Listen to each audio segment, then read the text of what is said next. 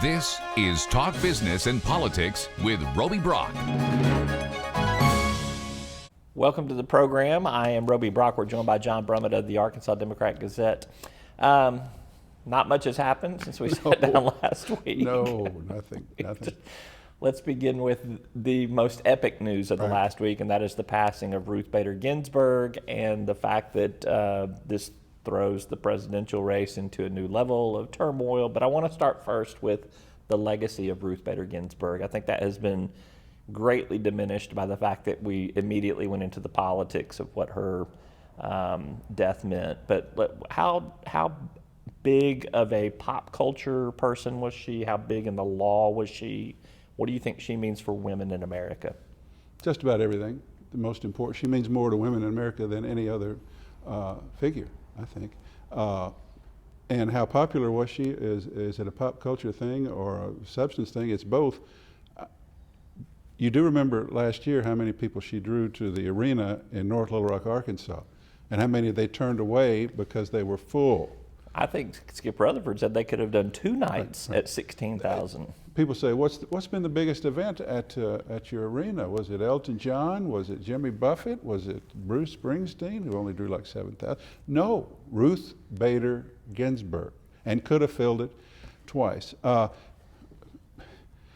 It was Hillary Clinton, who was early in the women's movement from the legal aspect, who told her husband Bill, instead of Breyer for this first nomination, why don't you look at this woman? And Hillary had special sensitivity because of the issues of legal, equitable treatment for women in the workplace, which still doesn't exist but comes more close now, and which was an abominable failing in this country when Ruth Bader Ginsburg graduated first in her class and couldn't get a job because she was pregnant. Nobody else made more difference in the lives of women, in the professional lives and the academic opportunities for women than Ruth Bader Ginsburg. On the Supreme Court, she became, in time, largely a beloved dissenter. And there's a place for the beloved dissenter. If you're losing the cases, at least you can articulate why the majority is wrong and how dreadful their rulings are. She had great clerks who helped her, and that was her legacy as a justice. May get ahead, and I don't want to get ahead. Let me just say this: the effect of her tragic, untimely loss is on politics right now, and Supreme Court law, case law right now. So she had the cultural and cultural effect, the legal effect, her importance of a lifetime's work, but the death is really massive in terms of what it means or can mean politically. I'll just tell you this. From Friday afternoon, end of the day, a little glass of wine, a little relaxing, hit the phone, and I said to my wife, Shayla, oh no. She says, what is it? I said, what would be the worst thing that could happen? And she said, the end of the world. I said, that's what happened. Perhaps overstatement, but in political terms, there's nothing bigger.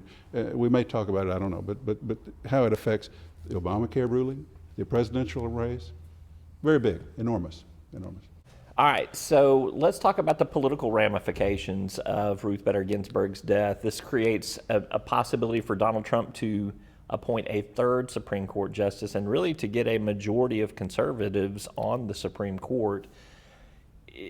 Is this the game changer that President Trump was hoping for in terms of getting the discussion off of the coronavirus and the economy and onto something else? I take an entirely different view on that. I think it's a political game, not changer, but it varies or tinkers in the margins of the political situation the other direction. I think this was already an election largely about Trump's unpopularity with women voters who disapprove of him, and an aversion to bullies or heavy-handed or Republican tactics. I think by going forward, I think that galvanizes that women vote and maybe expands it a little bit. I could see some conservative-minded women objecting not so much to getting another conservative jurist, because perhaps they're pro-life, but thinking we really need to balance this up there. These people are out of control the way they're jamming things through.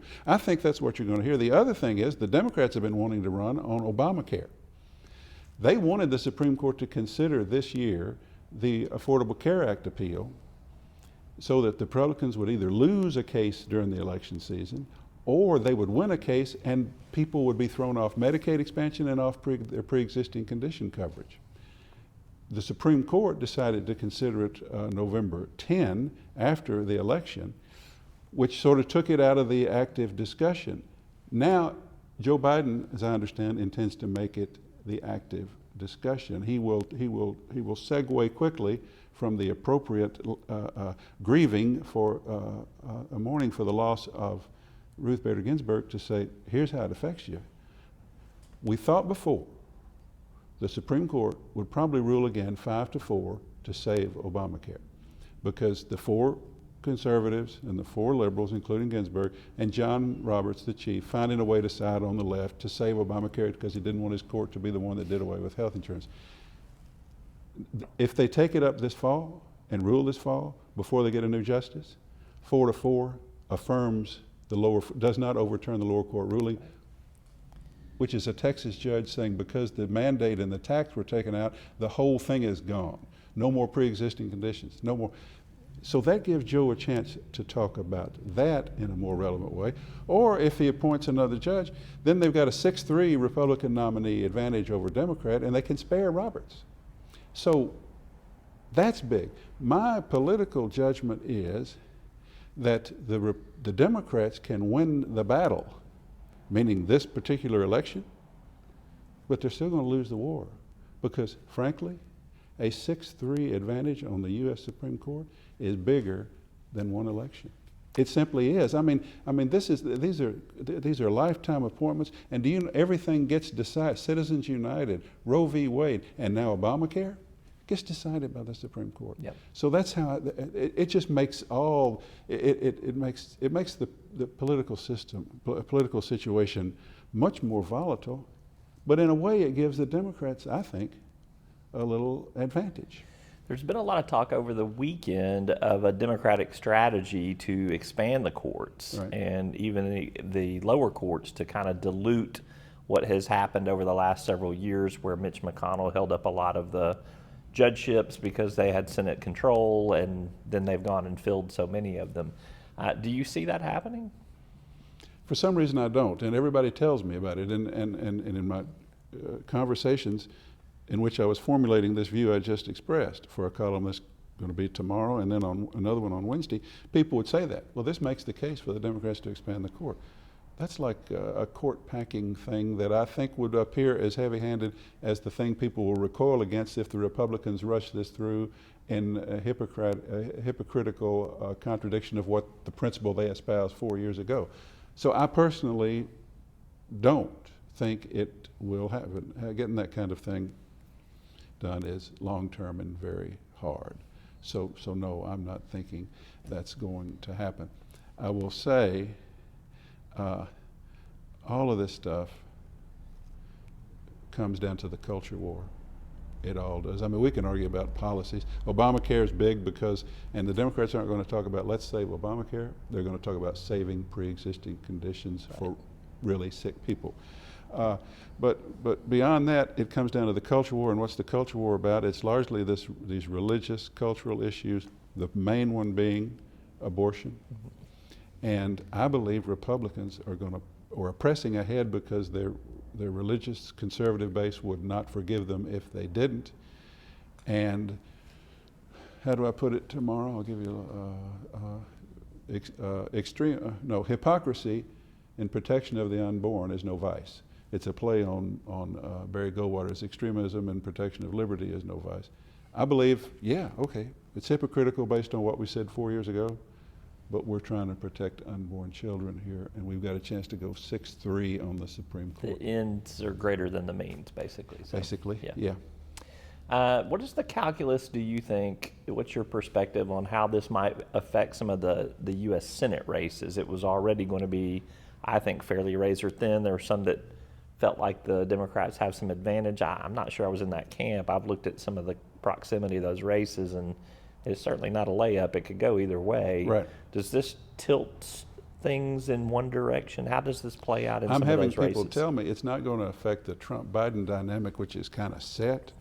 It might add some yet more passion on the to both sides, but that the real effect would be in the U.S. Senate races. That's what people are telling me, so I repeat that to you. To me, it seems to me that this furthers everybody's passion and everybody's position. So let's say Steve Bullock in Montana, the moderate Democratic governor who's close, nearly tied with the Republican incumbent senator, a state that would, an outcome that would really affect the control of the Senate. I don't think this does anything in that race. I don't think it helps among Montanans that Obamacare is threatened, or that women are riled up even more. I don't think it helps the Republican to push it through. I think it just solidifies where they are. Susan Collins, she's kind of in a fix and she's in trouble, but she's saying not before the election would I vote, and after the election, I think she said the person elected in November should make the next choice. She did, yes.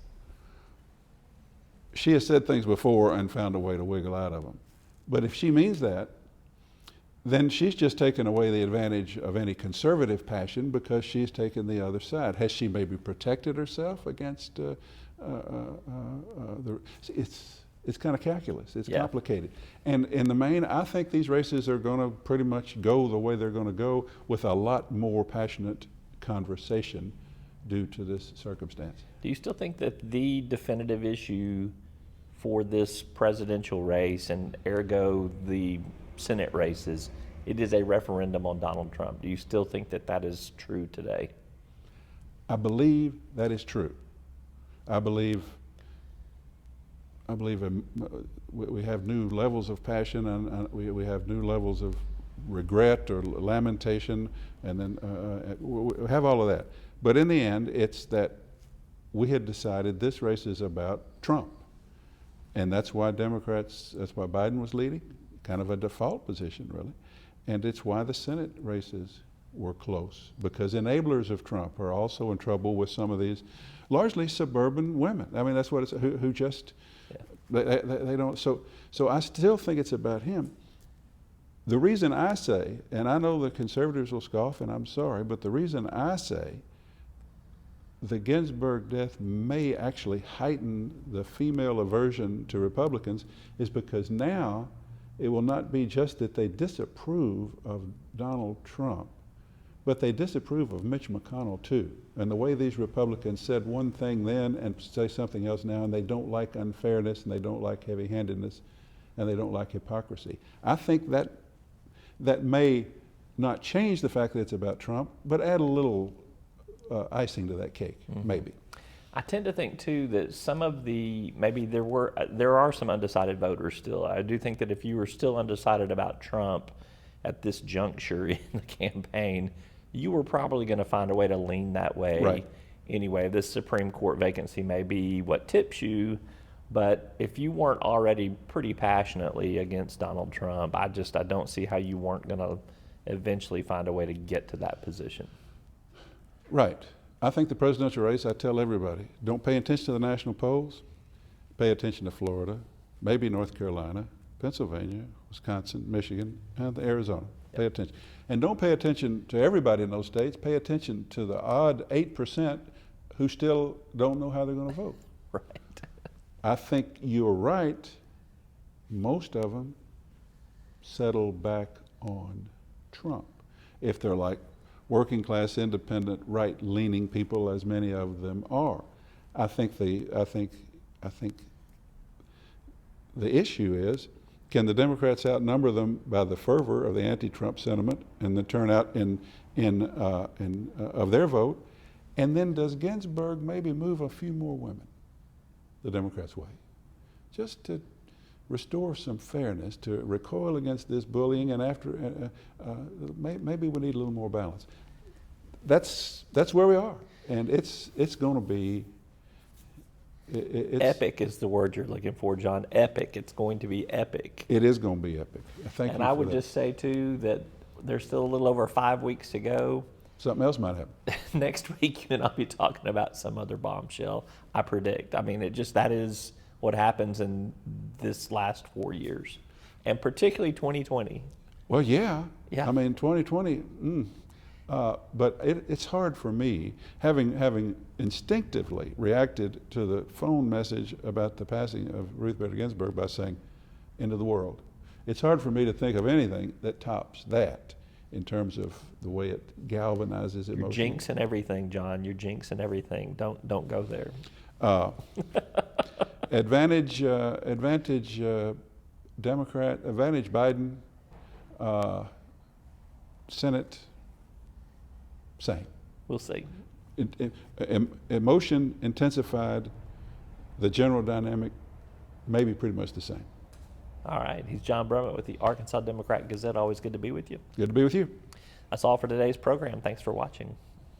You'll find us at the end of a lot of long country roads, covering over 60% of the great state of Arkansas. Our 17 electric distribution cooperatives are working day and night to provide reliable, affordable power to over 500,000 homes, farms, and businesses, just like yours. The Electric Cooperatives of Arkansas, your local energy partners.